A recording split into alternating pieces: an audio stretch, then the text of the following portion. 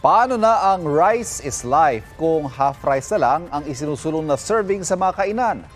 Bilyong-bilyong pisong halaga ng bigas daw kasi kada taon ang nasasayang ng mga Pilipino.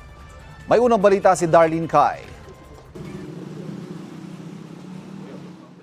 Mahigit 7 bilyong pisong halaga ng bigas ang nasasayang ng mga Pilipino kada taon ayon sa Philippine Rice Research Institute of PhilRice. Sapat na sana yan para pakainin ng 2.5 milyong Pilipino.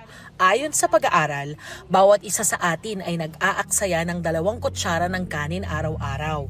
Si Michael, aminadong minsan hindi nauubos ang kanin. Mayroong pagkakataon na parang takaw mata. Yung pag nakakita maraming pagkain, uy, sarap nito, kuha lang ng kuha. Hindi mo na sayang ba? Kaya mabuti na lang daw at pwedeng bumili ng half rice o kalahating takal ng kanin sa mga karinderya.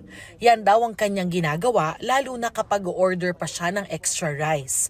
Dito sa karinderya ni na Ivan, marami raw ang hindi nakakaubos ng kanin. Sa 10 customer nila, minsan 5, 3, ganun. Sayang, kasi maraming nagugutom na Pilipino.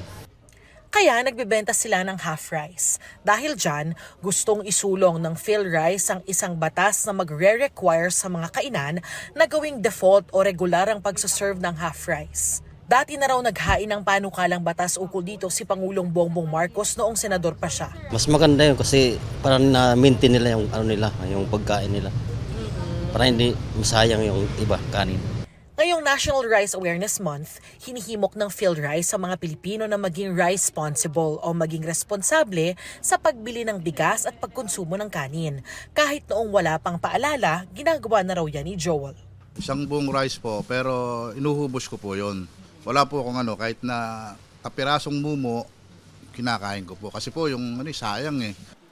Ito ang unang balita. Darlene Kai para sa GMA Integrated News.